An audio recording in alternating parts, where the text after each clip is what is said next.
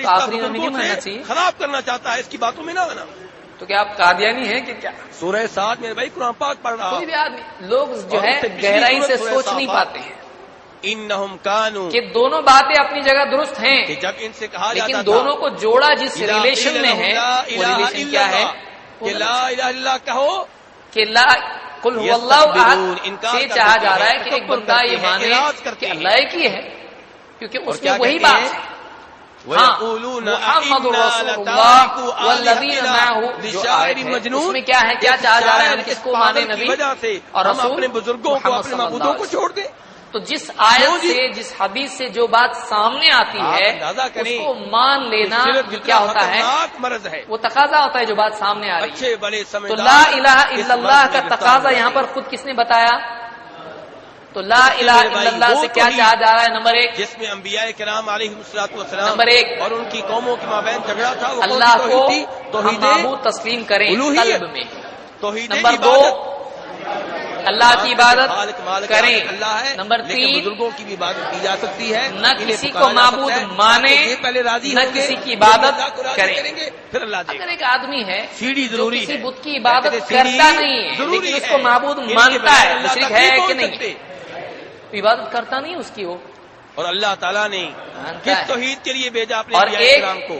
مانتا نہیں معبود لیکن عبادت کرتا ہے اس کی۔ فی کل تو امت رسولا یہ بھی شرک ان اعبدوا اللہ یہ ہو واجتنبوا سکتا ہے الطاغوت۔ جہالت ہم میں نے اگر ہر کر قوم رہا میں ہو ایک تو اس رسول کو بھیجا ہے، سمجھایا جائے، ہر قوم میں ہم نے ایک سمجھانے کے رسول بعد اگر رک بھیجا جاتا ہے تو کیا مشرک ہوگا پیغام ہے جی؟ نہیں، کیا پیغام یہ لیکن ہے کہ سمجھنے اللہ کے کو بعد خالق پھر مان کرتا لو، نہیں، بہت اچھا لگتا رازق پھر مان کر لو، لو۔ نہیں یہ تو لوگ پہلے سے مانتے تو پھر ہیں۔ کیا ہو گیا؟ پیغام یہ ہے او آپ عبد مشرک ہو اللہ، اللہ کی تو جو عبادت یعنی یہاں کرو۔ پر ایک ہے معبود بس تسلیم اللہ کی کرنا، عبادت کرو، دوسرے سادہ معبود کی بھی ہو سکتی ہے، نہیں مان کر اس کی اعبدوا عبادت اللہ، کرنا۔ اللہ کی عبادت تو کرو۔ لا الہ الا اللہ کا واجتنبوا تقاضا کیا ہے؟ الطاغوت۔ ہم اللہ کو معبود اور مانیں اللہ کے سوا اور اللہ جن کی کی عبادت عبادت کریں، کی جاتی ہے اللہ کی ان کی عبادت عبادت میں سے کسی بچ کو جاؤ۔ شریک نہ کریں، نہ دل میں توحید نہ عمل الوہیت کس چیز کا نام ہے؟ نہ اللہ دل کی میں۔ عبادت کرنی ہاں، ہے سمجھ میں آیا؟ اور اللہ کے یہ سوا اس طرح کسی سے اور کی قرآن سے عبادت باتیں نہیں سامنے کرنی۔ آتی کہ اس کا تقاضا کیا ہے، اس سے کیا اس چاہا کا جائے؟ نام ہے توحید ہم الوہیت۔ کہتے بھائی یہ اور یہ آیت بلا میں پڑھی ہے شبہ بات سورہ نحل صحیح ہے کی اور سورہ کہ انبیاء اللہ میں ہی رزق فرمایا دینے والا، زندگی کہ موت ہم نے سب جو کچھ بھی کرنے رسول والا بھیجے ہیں، اللہ ہے، وما یہ اپنی جگہ ارسلنا من درست ہے، قبلک من رسول لیکن یہ عرب کے الا مشرکین نوحی مانتے الیہ، اس کو ہم نے کیا تھے۔ وحی کی ہے؟ تو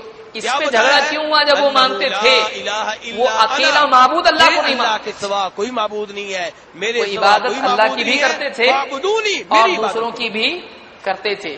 تو تو لا رسولوں کو الہ بھیجنے الا کا اللہ مطلب سے کون کہا سی گیا توحید ہوئی؟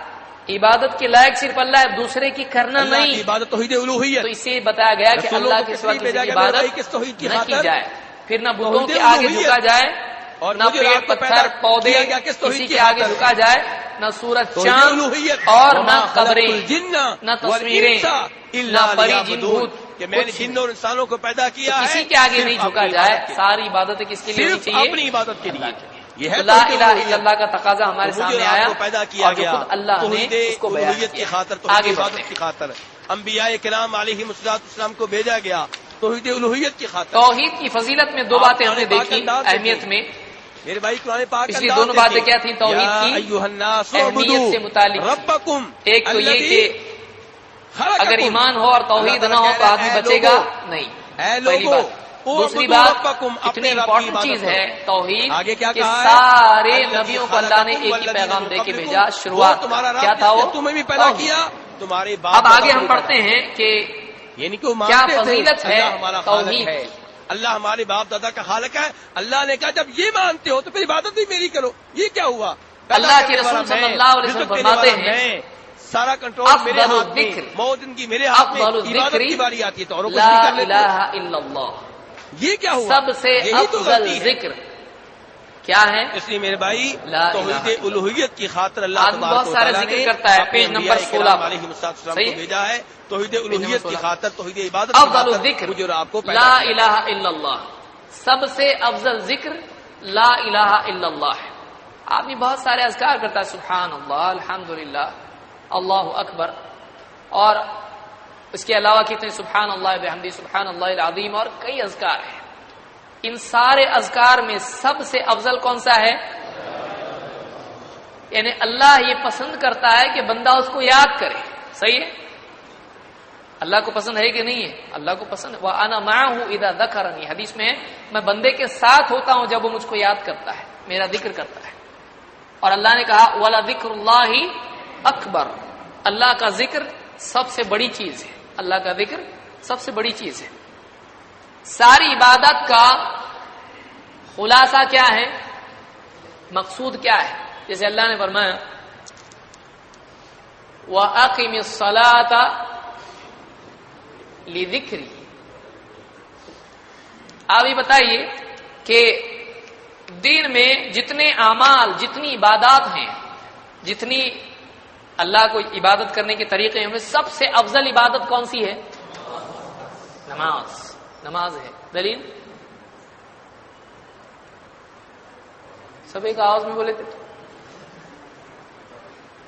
حدیث میں اللہ کے نبی صلی اللہ علیہ وسلم فرماتے ہیں، طبرانی کی روایت میں ہے، آپ نے فرمایا وَاعْلَمُوا أَنَّ خَيْرَ أَعْمَالِكُمُ الصَّلَاةُ، جان لو کہ تمہارے اعمال میں سب سے افضل عمل نماز ہے، صلاۃ ہے۔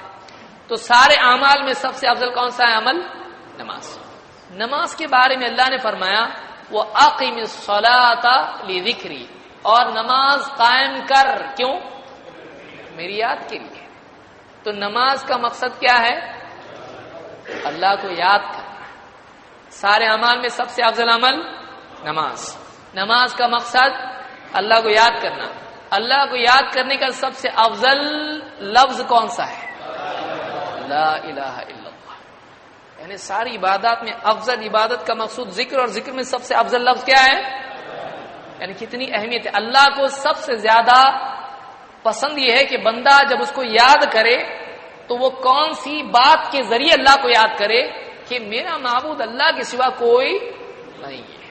یعنی توحید اللہ کو اتنی پسند ہے کہ بندہ جب یاد کرے اس کو تو اس وصف سے جو یاد کرتا ہے تو اللہ کو بہت پسند آتا ہے۔ کیا یاد کرنا چاہیے اللہ کے بارے میں؟ کہ اللہ کے سوا کوئی عبادت کے لائق نہیں۔ اسی لیے حدیث میں آپ نے کیا فرمایا؟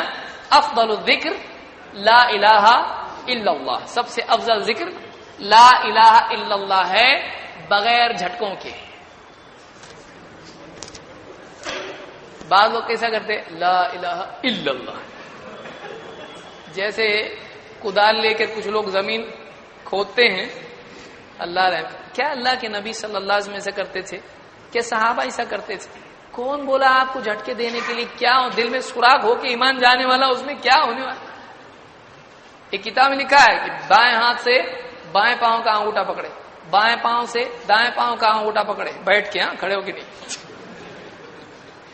اور دائیں طرف سر لے جائے اور لا الہ الا اللہ کہاں مارے؟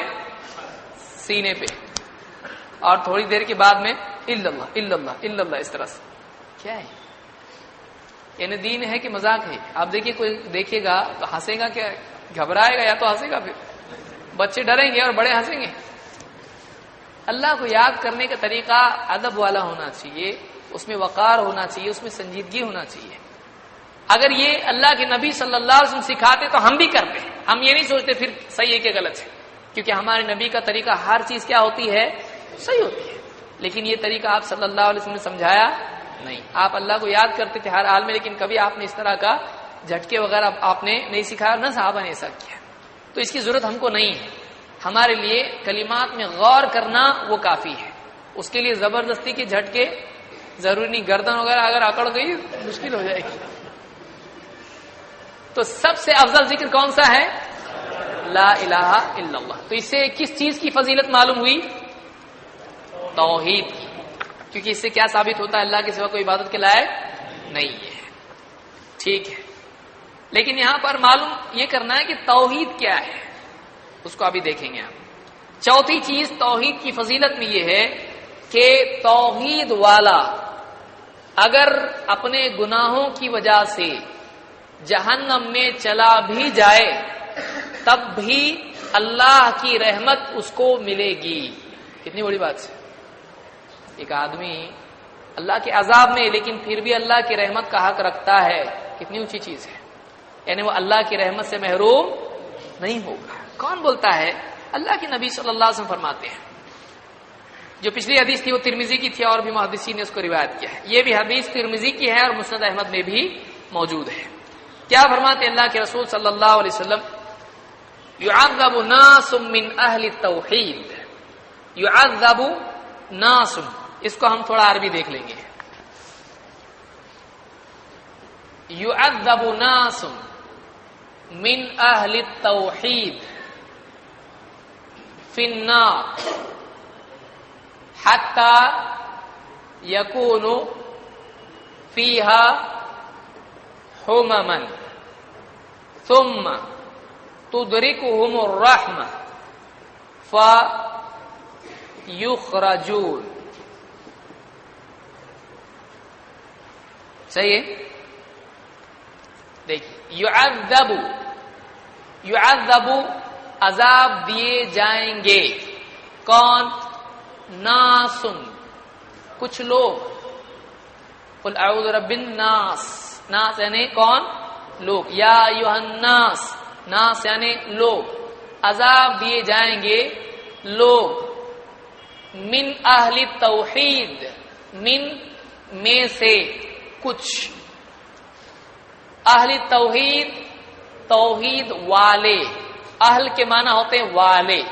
توحید کا لفظ حدیث میں بھی آ رہا ہے. حدیث میں بھی لفظ آیا کہ نہیں آیا؟ توحید کا لفظ حدیث میں بھی آیا ہے. اہل توحید میں سے کچھ لوگ عذاب دیے جائیں گے. عربی ایسا ہوتا ہے.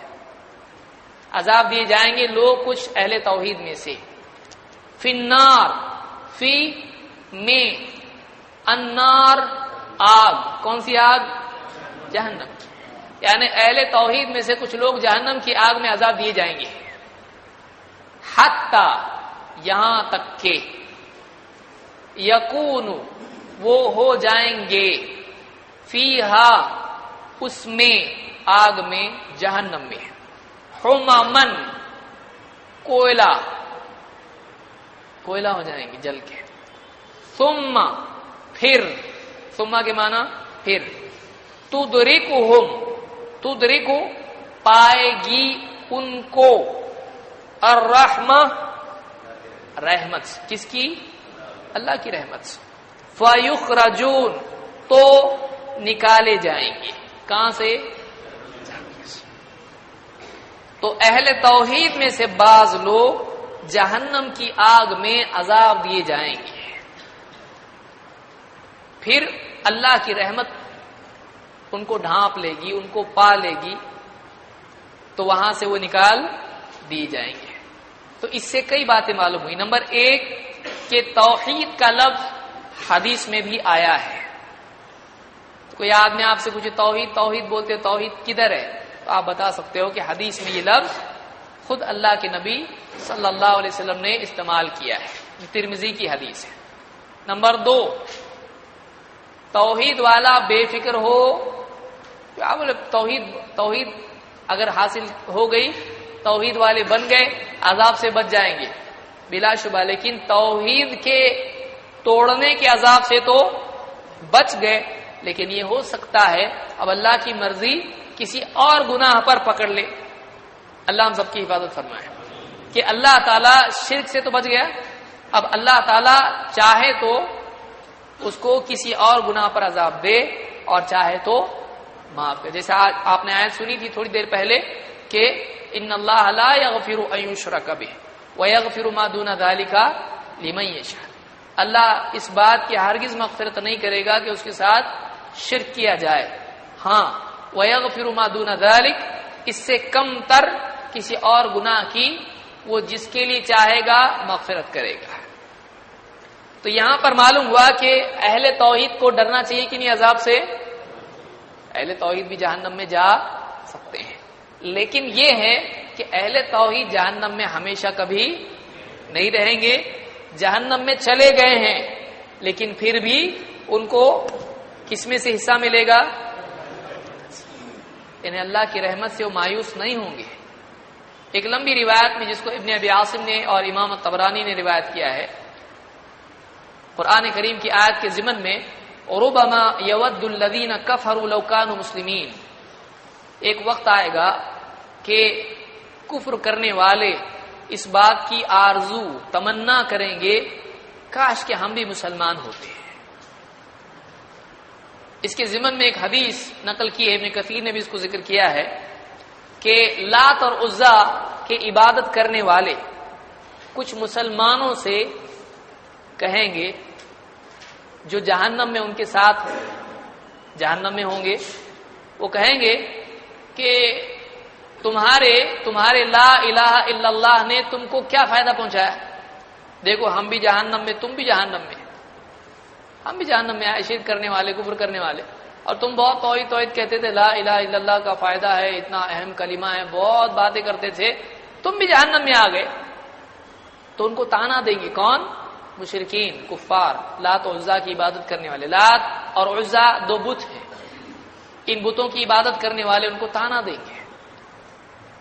اب یہ کیا بولیں گے ان کے بدلے میں؟ ان کے جواب میں کیا کہیں گے؟ کچھ بھی نہیں کہیں گے، لیکن اللہ کو یہ جملہ بہت خراب لگے گا، اللہ کو غصہ آئے گا اس کے اوپر، میرے بندے گناہوں کی وجہ سے آئے، لیکن بندے کس کے ہیں؟ اللہ کے ہیں، توحید والے ہی ہیں۔ اللہ تعالیٰ حکم دے گا ان کو جہنم سے، خالی جہنم سے نکالا جائے گا، اور بچ جائے گا کون اس میں؟ مشرکین بچ جائیں گے۔ اس وقت وہ کہیں گے کاش ہم مسلمان ہوتے، کاش ہمارے پاس بھی یہ کلمہ ہوتا تو ہم کو بھی اس میں سے نکالا جاتا، لیکن وہ کلمہ ان کے پاس نہیں ہونے کی وجہ سے وہ اس میں سے نکالے نہیں جائیں گے۔ یہ جو جہنم سے نکالے ہوئے ہوں گے تو ان کو اللہ تعالیٰ ایک دوسری نہر میں غوطہ دے گا، بعض روایتوں میں نہر حیات اس کا نام ہے، حیات والی نہر۔ اس میں جب غوطہ دیا جائے گا، اس سے پہلے ایک حصہ اس میں اور روایتوں میں ہے، کئی روایات ہیں، ان میں سے میں ملخص اس کا بتا رہا ہوں کیا ہے۔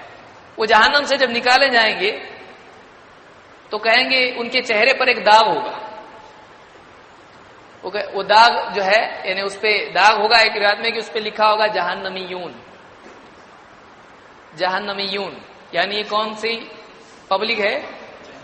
جہنم سے نکلی ہوئی۔ تو اب سب ان کو دیکھ کے پہچانیں گے جہنمیون، جہنمیون، جہنمیون، جہنم سے نکلے ہوئے۔ ان کو اچھا نہیں لگے گا، یہ کیا ہے لیبل ہے، ایسا لیبل نہیں چاہیے اپنے کو، نیگیٹو لیبل دکھ رہا ہے۔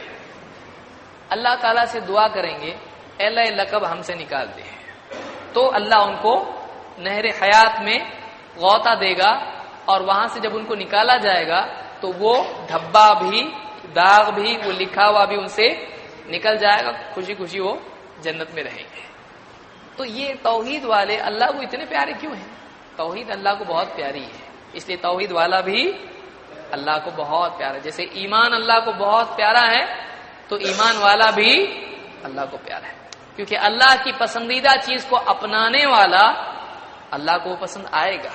تو اللہ کو توحید بہت پسند ہے، اس لیے جہنم میں بھی چلا جائے گناہوں کی وجہ سے تو اللہ تعالیٰ اس کو کیا کرے گا؟ جہنم سے نکالے گا، اور وہ اللہ کی رحمت سے کبھی بھی محروم نہیں ہوگا۔ توحید والا اللہ کی رحمت سے محروم نہیں ہوگا، جہنم میں بھی رحمت اس کو پائے گی، جہنم میں بھی رحمت اس کو پائے گی۔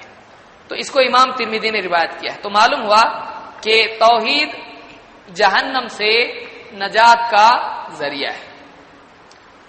اب ایک سوال پوچھ رہا ہوں، کیا ایسا ہوگا کہ ایک آدمی جہنم سے نکال کے جنت میں ڈالا جائے؟ ہو سکتا ہے ایسا؟ نہیں ہو سکتا نا، کہ ہو سکتا ہے؟ ہو سکتا ہے۔ کیا ایسا ہو سکتا ہے کہ ایک آدمی جنت سے نکال کے جہنم میں ڈالا جائے؟ ارے غلطی سے آ گئے اسکولوں باہر، ہو سکتا ہے ایسا؟ کبھی نہیں ہو سکتا۔ جو جہنم میں گیا وہ تو جہنم سے نکال کے جنت میں ڈالا جا سکتا ہے، لیکن جو جنت میں گیا وہ جنت سے نکال کے واپس جہنم میں نہیں ڈالا جائے گا۔ جو ایک بار گیا وہ ہمیشہ کے لیے جنت میں گیا۔ ہاں اگر اب یہاں سے یہ لوگ نکل جائیں گے، لیکن کچھ لوگ ہوں گے جو نہیں نکل پائیں گے، ہمیشہ جہنم میں رہیں گے۔ وہ کون ہوں گے؟ جن کے پاس توحید نہیں تھی وہ ہمیشہ جہنم میں پڑے رہیں گے۔ تو جہنم میں جانے کے بعد بھی ایک موقع ہے، ایک چیز ہے جس سے وہ جہنم سے نکل سکتا ہے، وہ کیا ہے؟ تو توحید کتنی اہم ہے کہ جہنم میں جا کے بھی باہر آنے کا ذریعہ بنتا ہے، وہ کیا ہے؟ توحید۔ تو یہ چوتھی چیز ہم نے دیکھی۔ اور دیکھیے آئیے، یہ بھی ممکن ہے، اب یہ تو ایک صورت ہم نے دیکھی کہ ایک آدمی جہنم میں گیا اور نکالا گیا۔ کبھی ایسا بھی ہو سکتا ہے کسی بندے کو اللہ جانے بھی نہیں دے، اللہ کی مرضی۔ اللہ کو کوئی پوچھ سکتا ہے ایسا کیوں؟ ہماری مصیبت یہ ہے کہ اللہ کسی کو کچھ دے تو ہم بولتے اللہ ایسا کیوں دیا اس کو، یعنی ہمارا اس پہ قبضہ ہے، اللہ کی رحمت پہ قبضہ کیا ہم لوگوں نے۔ اللہ جس کو چاہے عذاب دے، اللہ جس کو چاہے معاف کرے، اللہ کی مرضی، بادشاہ ہے وہ جس کو چاہے معاف کر دے، جس کو چاہے عذاب دے۔ ہم کو دعائیں کرنا چاہیے کہ اللہ ہم کو بغیر عذاب کی جنت میں ڈال دے، ہم کو دعائیں کرنا چاہیے۔ تو ایسے بھی کچھ لوگ ہوں گے جو توحید کی وجہ سے، ایک تو وہ لوگ جو جہنم سے نکال کے جنت میں گئے، ایک وہ لوگ ہیں۔ دوسرے ایسا بھی کوئی ہو سکتا ہے کہ جو توحید کی وجہ سے گناہگار ہو، لیکن توحید کی وجہ سے اس کو جہنم میں ڈالا ہی نہیں جائے اور سیدھا جنت میں جائے، ایسا بھی ہو سکتا ہے۔ تو توحید اتنی قیمتی چیز ہے۔ دیکھیے ایک حدیث میں جس کو امام احمد، ترمذی، حاکم اور بیہقی نے روایت کیا ہے، اور اسی طرح سے ابن حبان نے بھی روایت کیا ہے، اللہ کے رسول صلی اللہ علیہ وسلم فرماتے ہیں ان اللہ سیخلص رجلا من امتی علی رؤوس الخلائق یوم القیامہ، اللہ تعالی لائے گا ایک آدمی میری امت میں سے، علی رؤوس الخلائق سارے لوگوں کے سامنے، یوم القیامہ قیامت کے دن، فینشر علیہ اور اس پر پھیلا دے گا، 99 سجلت 90 کتنے ہوتے 99، 100 کو کتنے کم، ایک کم، 99 دفتر اس کے گناہوں کے اس پر پھیلا دے گا، اس کے سامنے پھیلائے گا۔ کل سجل مثل مد البصر، اس میں سے ہر دفتر، ہر ریکارڈ بک، ہر اکاؤنٹ بک جو بھی دفتر ہوگا گناہوں کا، اس میں سے ہر دفتر کیا ہوگا، مثل مد البصر، مد البصر نگاہ کے دور تک جانے تک، ہر دفتر کتنا بڑا ہوگا، جہاں تک اس کی نگاہ جاتی ہے اس کو پورے گناہ لکھے ہوئے دکھیں گے، کتنے گناہ ہوں، کیسا ڈینجر آدمی ہے۔ ثم یقول، پھر اس سے کہے گا اتنکر من ھذا شیئا، کیا اس میں سے کسی چیز کا تو انکار کرتا ہے، فیقول اظلمک کتبتی الحافظون، کیا تجھ پر لکھنے والے، حفاظت کرنے والوں نے کچھ ظلم تو نہیں کیا، یعنی ایسا تو نہیں کہ دائیں بائیں جو فرشتے ہیں انہوں نے اپنے دل سے لکھتے گئے فری ٹائم میں کچھ بھی، ایسا تو نہیں۔ اللہ پوچھے گا اس سے اظلمک کتبتی الحافظون، کرامن کاتبین جس کو ہم کہتے ہیں، قرآن میں ذکر آیا ان کا، تو انہوں نے کہیں تجھ پہ ظلم تو نہیں کر دیا کہ کچھ بھی لکھ دیا تیرے اوپر، فیقول لا یا رب، وہ کیا بولے گا، نہیں اللہ ایسا نہیں ہے، اے میرے رب ایسا نہیں ہے، یعنی کس کا اکاؤنٹ ہے یہ ایگزیکٹلی میچ ہو رہا ہے میرے سے، معلوم ہے مجھ کو یہ میری کرامت ہے پوری۔ فیقول لا یا رب، فیقول افلک عذر او حسنہ، اللہ اس سے پوچھے گا ٹھیک ہے، کیا تیرے پاس کوئی ایکسکیوز ہے، نہیں دیر سے ایسا ہو گیا تھا اس لیے ایسا ہو گیا، جس دنیا میں بہانے بناتا ہے آدمی کسی بھی چیز کے لیے، تو تیرے پاس کوئی عذر ہے، کوئی ایکسکیوز ہے تیرے پاس، یا تیرے پاس کوئی نیکی، صحیح نیکی ہے تیرے پاس کوئی، فیقول جواب بدلے گا اس کا سیم آنسر، لا یا رب، نہیں اے میرے پروردگار میرے پاس کوئی نیکی بھی نہیں ہے، ان کا میرے اوپر ظلم بھی نہیں، میرے پاس کوئی عذر بھی نہیں، ایکسکیوز بھی نہیں، اور میرے پاس کوئی نیکی بھی نہیں۔ فیقول، پھر اللہ کہے گا اس سے بلا ان لک عندنا حسنہ، اللہ تعالیٰ فرمائے گا بلکہ بے شک ہمارے پاس تیری ایک نیکی ہے، اس کو بھی یاد نہیں میرے پاس کیا نیکی بچی، لیکن اللہ تعالیٰ نیکی کو ضائع کرتا ہے،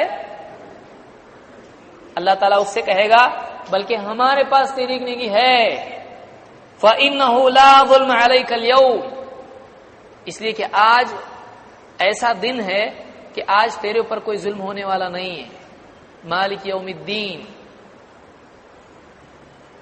فَإِنَّهُ لَا ظُلْمَ عَلَيْكَ الْيَوْمَ، آج کے دن تجھ پر کوئی ظلم نہیں کیا جائے گا، فَتَخْرُجُ بِطَاقَةٌ فِيهَا أَشْهَدُ أَن لَّا إِلَٰهَ إِلَّا اللَّهُ وَأَشْهَدُ أَنَّ مُحَمَّدًا عَبْدُهُ وَرَسُولُهُ، تو ایک چٹھی نکالی جائے گی، اس پر لکھا ہوگا اشہد اللہ الہ الا اللہ، میں گواہی دیتا ہوں کہ اللہ کے سوا کوئی عبادت کے لائق نہیں، واشہد ان محمد عبدہ ورسولہ، اور میں گواہی دیتا ہوں کہ محمد صلی اللہ علیہ وسلم اللہ کے بندے اور اس کے رسول ہیں۔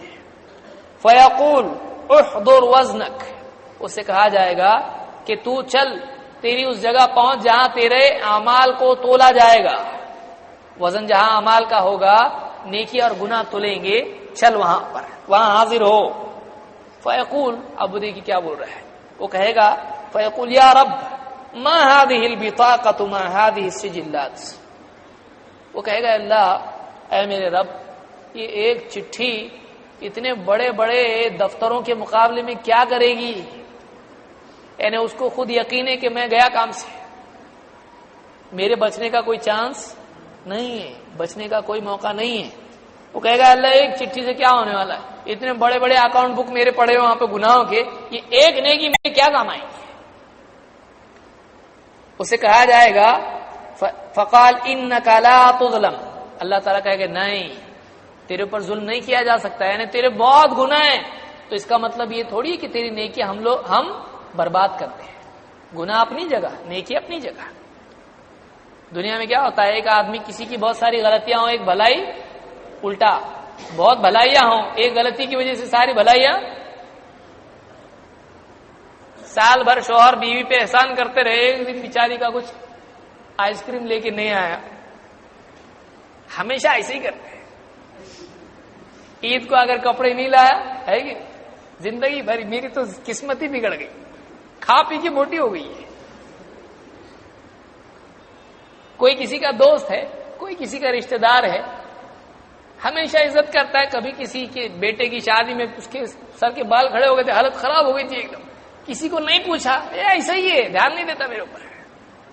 تو مخلوق ساری بھلائیاں ایک غلطی کی بنیاد پر کیا کر دیتی ہے، اکارت کر دیتی، سب بھول جاتی ہے. ایک غلطی کافی ہو جاتی ساری بھلائیوں کے برباد کرنے، سارے احسانات، ساری اچھائیاں، سارے ایک عیب کی وجہ سے ساری اچھائیاں کیا ہو جاتی، سب پہ پانی. اللہ کے ایسا نہیں ہے، برائی اپنی جگہ، بھلائی اپنی جگہ. تو اس سے کہا جائے گا انک لا تظلم، تیرے پر ظلم نہیں کیا جا سکتا ہے. قال فتوضع السجلات في كفة والبطاقة في كفة. سارے گناہوں کے دفتر ایک پرڑے میں رکھے جائیں گے، اور وہ ایک بطاقہ، ایک کاغذ کا پرزہ دوسرے پرڑے میں رکھا جائے گا ترازو کے. فطاشت السجلات وثقلت البطاقة. تو وہ جو گناہ کے دفتر ہوں گے وہ ہوا میں اڑنے لگیں گے، اور وہ جو ایک کلمہ جس پر لکھا ہوا ہوگا، وہ جو پرزہ ہوگا، وہ وزن سے بھاری ہو جائے گا. اللہ کے نبی صلی اللہ علیہ وسلم فرماتے ہیں فلا يثقل مع اسم اللہ شیء.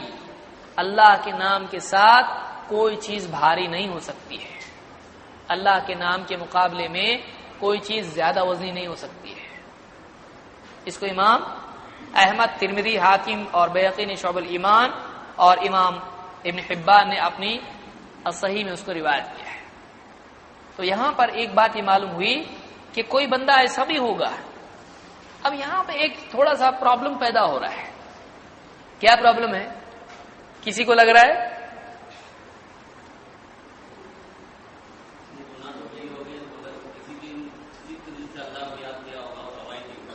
یہ پرابلم ہے. پچھلی حدیث میں کیا تھا؟ توحید والے کہا جائیں گے، تو ان کے پاس نہیں گئے، اور اس میں تو پھر ان کی توحید کا کیا ہو؟ سمجھ میں آیا؟ مطلب کوئی آدمی لگا اچھا معلوم پڑا آج اپنے کو، چلو اب اس کے بعد درس میں آنے کی بھی ضرورت نہیں، اور مزید السلام علیکم، اچھا صاحب چھو بھی گیا، آج جا رہا میں، لبیک دنیا لبیک. ایک اپنے کو معلوم پڑا، اپنے پاس تو ایک دم کیا ہے، کالر میں لکھ کے لگا دی لا الہ الا اللہ محمد رسول اللہ، بس ہو گیا، اپنے کو کلمہ معلوم پڑا. ابھی کیا یہ 99 والا شاید میں رہوں گا بول کے چلے گا؟ دونوں حدیثیں اہل السنہ والجماعہ کا طریقہ کیا ہے؟ نبی صلی اللہ علیہ وسلم کی ایک بات لے کے ہوا میں اڑ جاتے. ہر بات لینا کہ کون سی بات لینا نبی کی؟ ہر بات، پچھلی بھی لینے کا اور یہ بھی لینے کا. پچھلی سے معلوم ہوا کہ کچھ لوگ جہنم میں جائیں گے لا الہ الا اللہ کے بعد بھی، اور اس سے معلوم ہوا کہ کوئی ایسا بھی ہو سکتا ہے اللہ اس کو جہنم میں ڈالے بغیر جنت میں ڈالے. تو ہم کس میں رہیں گے معلوم ہے؟ اور اس میں گئے تو نہیں چاہیے اپنے کو. تو آدمی صرف اس پر ٹکا رہے نہیں، گناہوں کی وجہ سے جہنم میں جا بھی سکتا ہے۔ اب یہ اللہ کا احسان کہ کسی بندے کو اللہ تعالی بغیر جہنم کے جنت میں ڈال دے، کیا ضروری ہے سب کے ساتھ ایسا ہو؟ کیونکہ ویسا ہونے والا ہے، وہ نبی کی حدیث ہے، اللہ کے نبی صلی اللہ علیہ وسلم کی حدیث ہے۔ کچھ لوگ جائیں گے کہ نہیں جہنم میں؟ جائیں گے۔ تو کہیں ایسا نہ ہو کہ ہمارا نمبر لگ جائے بے فکری کی وجہ سے، اس لیے دونوں حدیثوں کو سامنے رکھیں۔ لیکن یہ کیوں نہیں گیا؟ دو وجہ سے۔ ایک، اللہ کی مرضی، اللہ جس کو چاہے جو معاملہ کرے، وَيَغْفِرُ مَا دُونَ ذَلِكَ لِمَن يَشَاءُ، اللہ کی مرضی، اللہ جس کو چاہے شرک سے کم گناہ معاف کر دے۔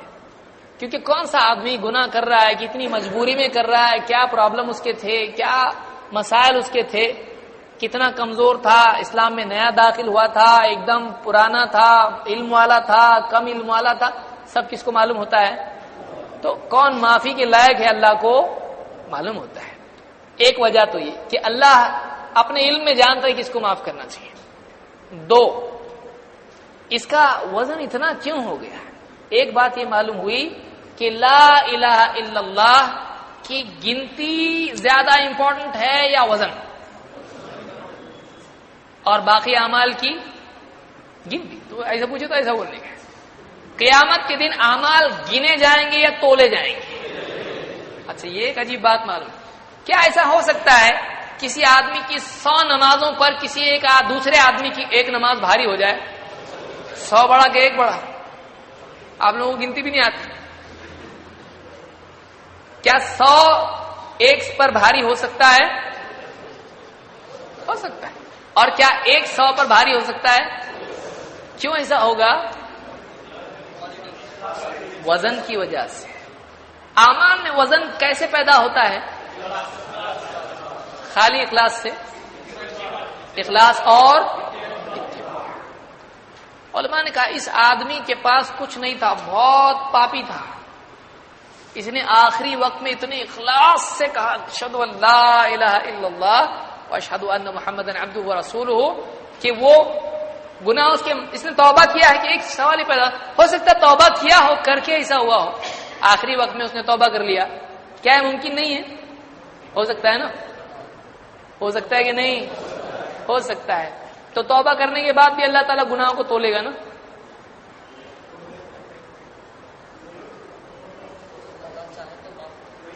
توبہ کرنے کے بعد گناہ باقی رہتا کیا؟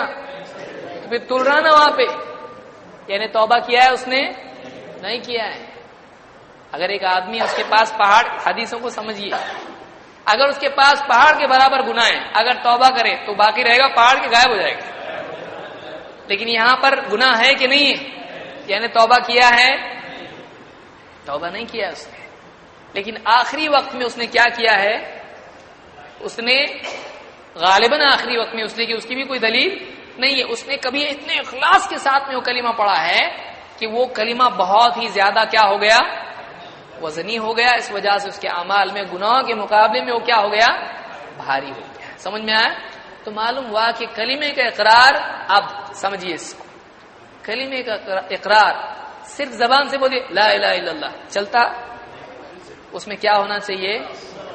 وزن ہونا چاہیے۔ تو اندر سے وہ ہونا چاہیے، سمجھ کے ہونا چاہیے، اس کے اقرار کے ساتھ اس کے مفہوم کو سمجھ کے آدمی بولے، اس حقیقت کو دل میں جگہ دے کے آدمی بولے اللہ کے سوا کوئی عبادت کے لائق، لا الہ الا اللہ، ایسا بولنا چاہیے آدمی، یعنی آدمی کے دل میں بات ہونا چاہیے۔ تو اس نے اتنے مضبوطی کے ساتھ وہ کلمہ کہا تھا، اس کا وزن اس کے گناہوں کے مقابلے میں کیا ہو گیا؟ بڑھ گیا۔ جب تولا گیا تو اس کا کیا بھاری نکلا؟ لیکن اگر وزن ہلکا نکلا تو توحید والا تو ہے، لیکن کیا ہوگا؟ گناہ، اور کہاں جائے گا پھر؟ تو وہ جو گئے تھے وہ کون ہوں گے؟ سمجھ میں آیا؟ یعنی دونوں حدیثیں اپنی جگہ صحیح ہے کہ اس کا وزن زیادہ تھا، بچ گیا، ان کا وزن کم پڑ گیا تو کیا ہو گیا؟ تو دونوں جگہ، دونوں باتیں اپنی جگہ درست ہیں۔ کوئی آدمی نہ سوچے کہ ادھر جا رہا جہنم میں، ادھر نہیں جا رہا، ایسا کہیں جاتا بھی نہیں بھی جاتا توحید والا، یہ کیا ہے؟ تو دونوں میں فرق ہے۔ اس سے معلوم ہوا کہ کلمے کے الفاظ سب کے ایک ہیں، لیکن کلمے کے بولنے کے جو کیفیات ہیں اس کا یقین ہے وہ سارا ہر ایک کا کیا ہوتا ہے؟ الگ ہوتا ہے. تو اس کا ثواب اس کی صرف الفاظ پہ ملتا ہے. کوئی آدمی بولے کلمہ تو آج ان لوگوں کی غلطی آج معلوم ہوتی ہے جو کہتے ہیں ہم لوگ کلمہ پڑھتے نا، ہم لوگ کلمہ پڑھتے ہیں، لیکن کیا صرف زبان کا اقرار کافی ہو جاتا ہے؟ کسی آدمی کو اگر ریلوے اسٹیشن پہ کھڑے ہو گئے، آپ ادھر آؤ، بولے آؤ کیا لو 5 روپے کلمہ پڑھو لا الہ الا اللہ محمد رسول اللہ، جاؤ، گیا جنت میں؟ اس کو معلوم بھی نہیں، اس نے بول دیا 5 روپے مل گئے. کیا صرف زبان سے بولنے سے جنت میں جائے گا؟ واقعی اندر سے وہ چیز نکلنا چاہیے، اندر ہونا چاہیے وہ چیز. تو اس سے ان لوگوں کی غلطی معلوم ہوتی ہے جو صرف کلمے کے اقرار کو اپنے لیے کافی سمجھتے ہیں. بولتے ہیں ہم کلمہ پڑھتے ہیں نا، تم کیوں بولتے ہیں ہم شرک کر رہے ہیں؟ صرف زبان سے بولنا کافی نہیں ہے. آئیے آگے بڑھتے ہیں.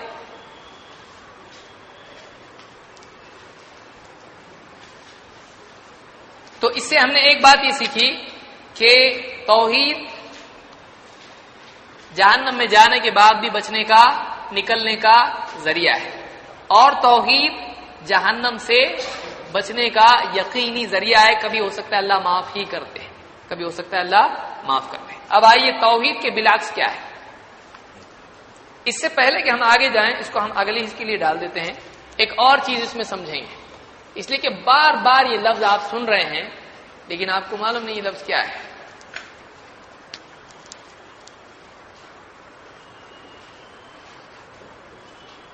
التوحید کیا مطلب اس لفظ کا؟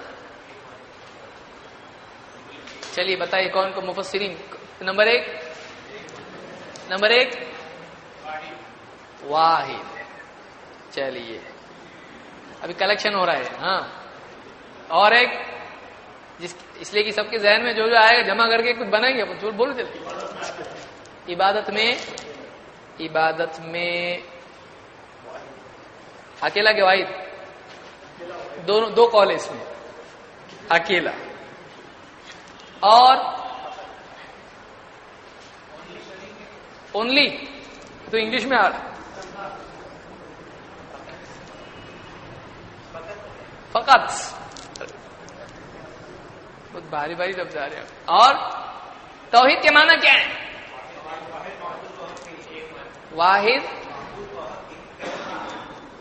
واحد معبود بحق اور یکتا معبود برحق. ختم نہیں ہو رہا. ہاں اللہ کے خصائص میں اللہ کو منفرد ماننا، یہ لیگل سٹیٹمنٹ ہے. ہاں صرف ایک.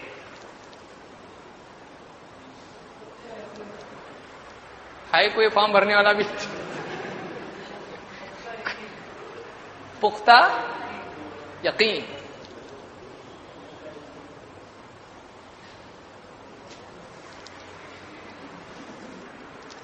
لغت کے ختم ہوئے کہ نہیں؟ ہو گئی. لغت کے اعتبار سے توحید کا لفظ پہلے دیکھیں گے ڈکشنری میں آ رہا کہاں سے. عربی زبان میں ہے وحدہ، یوحد، توحیدن. یہ لفظ ایسا بنتا ہے. وحدہ، یوحد، توحیدن، یہ 3 لفظ ہیں. اس پہ سے یہ لفظ ملتا ہے کیا؟ توحید. توحید کے معنی ڈکشنری میں ہے ایک کرنا، ایک کرنا، ایک بنا دینا، جس کو بعض انگلش میں یونیفیکیشن بول سکتے ہیں. توحید ایک کرنا. مشرکین اللہ کے نبی صلی اللہ علیہ وسلم سے کہتے تھے آپ کی دعوت کے بارے میں، اجعل الآلہۃ الہا واحدا ان ھذا لشیء عجاب. اجعل आलिहत इलाहन वाहिदा इन हादा लशैउन उजाब। क्या अजअला, क्या इसने बना दिया, अल आलिहा सारे माबूदों को, इलाहन वाहिदन एक माबूद, इसने सारे माबूदों का एक माबूद बना दिया। इन हादा यकीनन ये चीज तो लशैउन उजाब, बड़ी अजीब चीज है। मुशरिकीन क्या कहते थे, सारे माबूद का एक माबूद बना दिया इसने, यानी किसने, मुहम्मद रसूलुल्लाह सल्लल्लाहु अलैहि वसल्लम, यानी सारे माबूदों का एक कर दिया इसने। कैसी अजीब बात है, क्या है, यानी उनको अजीब लगता था कि सारे माबूद की बजाय कितने माबूद, एक माबूद। तो तौहीद का लफ्ज क्या है, वहदा से, एक कर देना। लेकिन एक कर देना की दो सूरतें हैं, जैसे ये माबूद मिला के टोटल मार के एक बनाए, ऐसा है। सब ये बारिश के लिए, ये आग के लिए, ये हवा के लिए, ये इसके लिए, सब हटा के एक, सबका एक। तो ये जो है तौहीद इस माना में कि सब को हटा के एक को मानना, सबका एक बना देना। ये नहीं कि सब को लेके उसका एक बनाना। तो तौहीद इस माना में है कि इफराद जिसको कहेंगे, अरबी में उसके लिए दूसरा लफ्ज क्या आ सकता है, इफराद। फर्द से लफ्ज बना है, तफर्रदा भी उसमें आता है लफ्ज। तो इफराद करना यानी अकेला मानना अल्लाह को, क्या उसके खसाइस में मुनफरिद मानना, यानी जो चीज अल्लाह के लिए खास है वो अल्लाह के सिवा किसी को नहीं देना। जो चीज अल्लाह के लिए खास है वो किसी और को नहीं देना। मसलन कहीं से भी पुकारो, कौन सुनता? अब अगर किसी और के बारे में माने तो क्या किया उसने, अल्लाह के लिए खास रखा है इसको, अल्लाह के साथ किसी और को भी उसने क्या किया, उसमें शरीक किया सुनने की सिफत में। कहीं भी रहो, उजाले में, अंधेरे में, पीर साहब अपने को देखते, उनको मालूम रहता मेरा मुरीद क्या प्रॉब्लम में है। अल्लाह की सिफात में से है कि नहीं कि अल्लाह कहीं भी बंदा हो, अंधेरे में, उजाले में, समंदर में, रेगिस्तान में, घर में, बाहर, छत पे, अंडरग्राउंड, कहीं भी हो, अल्लाह को मालूम है ना क्या है इसका हाल। तो अब इस तरह से किसी और के बारे में अकीदा रखना जायज है नहीं। क्यों? इसलिए कि किसका मसला है, ये तौहीद का मसला है। अब अगर किसी और के बारे में अकीदा रखता है तो उसने क्या कर दिया अल्लाह के साथ, किस चीज में, अल्लाह की इल्म की सिफत में शिर्क किया उसने। अल्लाह की, वो ये बोल सकता है, ये मानता हो बारिश अल्लाह के सिवा कोई बरसाता नहीं है, लेकिन जानते हैं पीर साहब कि मैं कहां हूं, कहीं से भी पुकारो सुनते हैं, कहीं भी हो मेरे हाल को जानते हैं, बाबा का हाथ बराबर मेरे सर पे है, साया उनका मेरे ऊपर है। आदमी का अकीदा होता है ये। तो अल्लाह हर हाल में बंदे के बारे में जानता है, लेकिन अल्लाह के सिवा किसी और की सिफत है ये नहीं है। तो अल्लाह की सिफात में शिर्क होता है। तो ये तौहीद अल्लाह की खुसूसियत में कि ये अल्लाह ही करता है। देखने के एतबार तो भी, इसका मतलब अल्लाह देखता है तो फिर हम देखते कि नहीं देखते? हम भी देखते हैं, लेकिन हमारा देखना कैसा है? महदूद है। आप देख सकते हैं इस दीवार की उधर क्या है? नहीं। आप देख सकते हैं आपकी पीठ पे क्या धब्बा लगा हुआ है? आपको पीछे वाला बताता, आप नहीं देख सकते।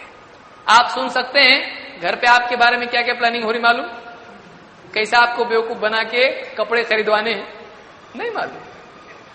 कई चीजें हैं तो एक आदमी को नहीं मालूम आदमी को। आदमी हर चीज सुन सकता है? नहीं। हर चीज देख सकता है? नहीं। अल्लाह ताला हर चीज सुनता है, हर चीज देखता है, अल्लाह की खुसूसियत है। तो तौहीद ये है कि जो चीज अल्लाह के साथ खास है उसमें अल्लाह को अकेला मानना, अल्लाह जैसा उस चीज में किसी को नहीं मानना। नंबर 2, अल्लाह की इबादत में किसी को शरीक नहीं करना। अल्लाह की इबादत में किसी को शरीक नहीं करना। इसमें 3 चीजें कुरान और सुन्नत में गौर करके उलमा ने जिक्र की है। एक, तौहीद रुबूबियत, ये आगे आएगा तौहीद उलूहियत, 3 तौहीद अस्मा व सिफात। थोड़ा मुश्किल शुरू में लगता है, साइकिल चलाना भी शुरू में क्या होता है, मुश्किल होता है, लेकिन चलाते चलाते फिर हाथ छोड़ के चलाने लगता है। यहां हाथ छोड़ के चलाना नहीं है। तौहीद रुबूबियत, रब मानने में तौहीद। उलूहियत, उलूहियत इलाह याद रहेगा आपको, इलाह माबूद, अल्लाह को माबूद मानना, अकेले अल्लाह को माबूद मानना। और अस्मा नाम, इसम शरीफ क्या है आपका, अस्मा नाम, और सिफात, सिफत क्वालिटी एट्रीब्यूट, वस्फ उसकी कैसा का जवाब। तो अल्लाह के बारे में, अल्लाह के अस्मा और सिफात में क्या करना, तौहीद इख्तियार करना। तो अल्लाह ही रब है, सब कुछ अता करने वाला, कायनात में जो भी होता है सब करने वाला कौन है, और अल्लाह की जो सिफात हैं वो अल्लाह उनमें अकेला है, उस जैसा कोई नहीं। और नंबर 3, अल्लाह ताला की इबादत, जो भी बंदा अमल करता है, सजदा करना, रुकू करना, कुर्बानी करना, दुआ करना वगैरह वगैरह, ये जो भी अमल हैं ये किसके लिए होना चाहिए, सिर्फ और सिर्फ, क्योंकि क्या है, इबादत है। और इबादत किसकी होनी चाहिए, इसको तफसील से हम आगे समझेंगे दलील की रोशनी में। लेकिन तौहीद ये है, इसको तौहीद कहते हैं कि तौहीद का लफ्ज बना है एक करने से, एक करना। लेकिन एक करना का मतलब क्या है, सबको छोड़ के, क्योंकि अल्लाह के नबी सल्लल्लाहु अलैहि वसल्लम लात और उज़्ज़ा को मानते थे नहीं, आपने सबका इनकार किया, कोई माबूद नहीं है, कोई इबादत के लायक नहीं है, सिर्फ और सिर्फ कौन है, अल्लाह। अजअल अल आलिहता इलाहन वाहिदा, क्या इसने सारे माबूदों का एक ही माबूद कर दिया, इन्न हाज़ा लशैउन उजाब, बड़ी अजीब चीज है। तो उनको क्या लगता था, ये चीज कैसी है, अजीब है। अल्लाह को मानते थे, लेकिन ये मानते थे कि अल्लाह के साथ भी और क्या है, माबूद हैं, अल्लाह के साथ भी और माबूद है। तो ये इस्लाम में है, एक ही माबूद है, और कौन है वो, अल्लाह है। तो ये तौहीद के बारे में हमने समझा।